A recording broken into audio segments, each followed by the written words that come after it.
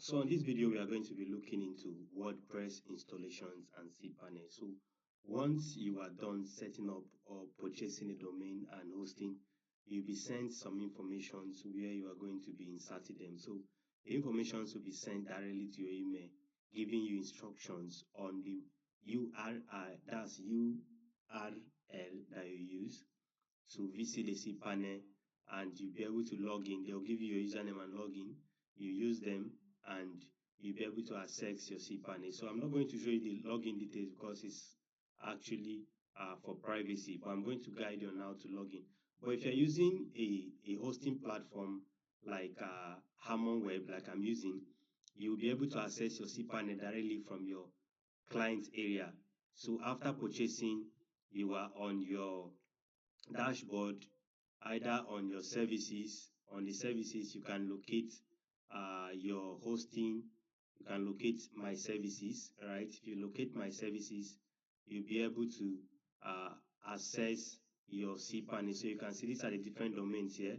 These are different domains here. So what I'm going to do is I'm going to click the exact domain that I want to work on, so that I'll be able to the exact domain or plan, hosting plan that I'm working on, so that I'll be able to access the CPanel. So I am currently working this video. We are practically on this one, so I'm going to click on it. By the time I click on it, it will take me to client area.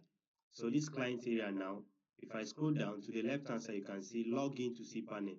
If you click on log into CPanel, it will take you directly to your CPanel. Or if you come down to the bottom here, you can see your CPanel details. These are shortcuts. So just scroll up to the left hand side and click on CPanel. So if you're using another hosting plan that is different from Harmon Web, you can navigate around your hosting area, your plan, your client area, or your home page to see if you can access the CPanel right on your services. Once you click on the hosting plan you purchase, just check on any of the screen, just check around it. You may find something like CPanel, log into CPanel, click on it and you access it. But in a situation where you are not able to access it, just go with the CPanel details provided after you must have purchased your hosting. It will be sent to you like an email. So you click on it, you'll be able to access your CPanel. So now you can see after I clicked on my CPanel, it brought me to my CPanel. So what I'm going to do is I'm going to scroll down to where I can see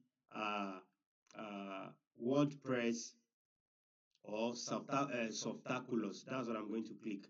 I'm going to locate Softaculous. You can see Softaculous apps installer or WordPress manager by Softaculous. So I'm going to click on this Softaculous apps installer.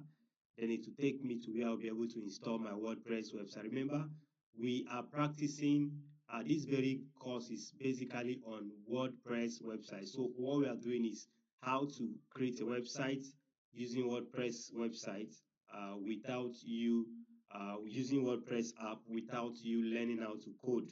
So you can see the moment I click on Softaculous app installer, it brought me to this place. So I will scroll down and see these are different things I can see here. So what I'm going to click is WordPress, right? So I'm going to click on WordPress and I will install WordPress, right?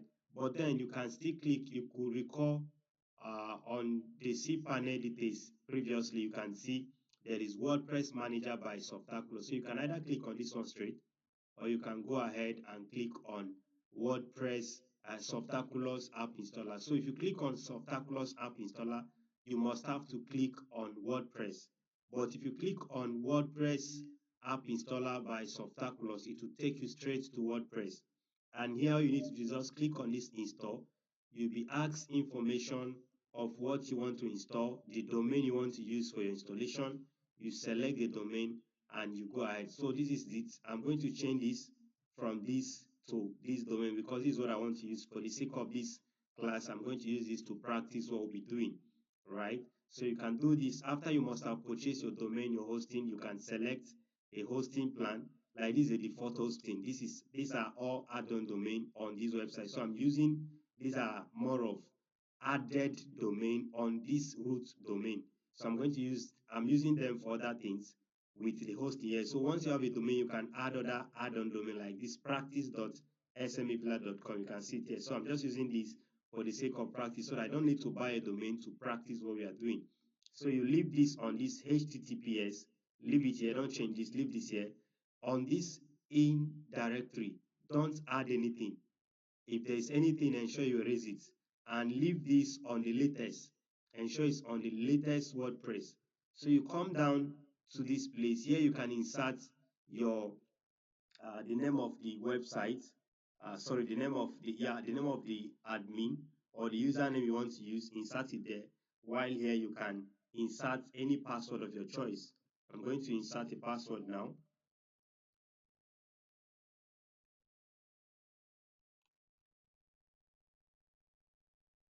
All right, so here you can insert your email. You can leave it on this default email. Then you scroll down to the bottom and click on install. There are other things you can equally do, but for the sake of this beginner's guide, just go ahead with what I just mentioned.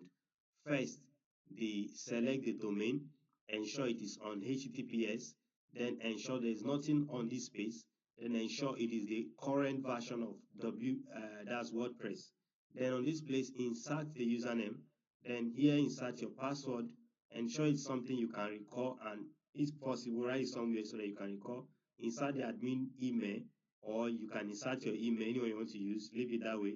Then the language here, you can leave it on English if you are doing English. And if yours is not English, you can change it depending on how you want to use it.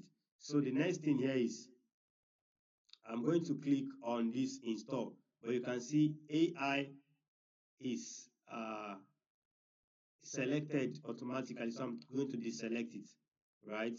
I'm going to deselect it. But if you need it, you can equally install it. But I'm not going to install it. I'm going to deselect. So I'll click on install.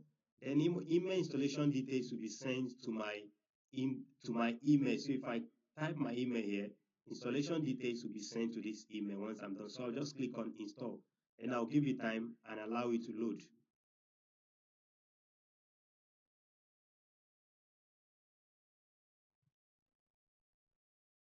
The following errors your file installation cannot proceed because the following files already exist in the target folder. WP configuration, please delete these files or choose another folder. Select the checkbox to overwrite all files and continue. Okay, let's see.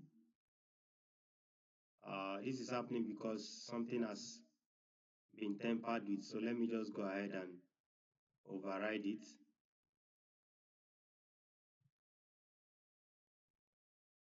Let me try it again.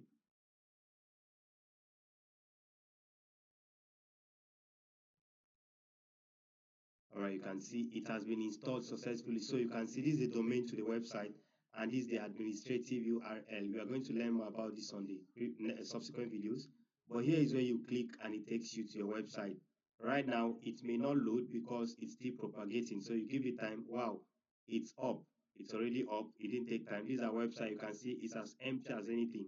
So the next thing that we are going to be doing is how to access the back end, because what we are seeing here is the front end. This is where people get to see content of your website. But since nothing has been done, you can see it's as empty as anything, right? So we are going to be learning how to design and how to make this function and responsive, and we are going to learn how to access a back end from subsequent videos.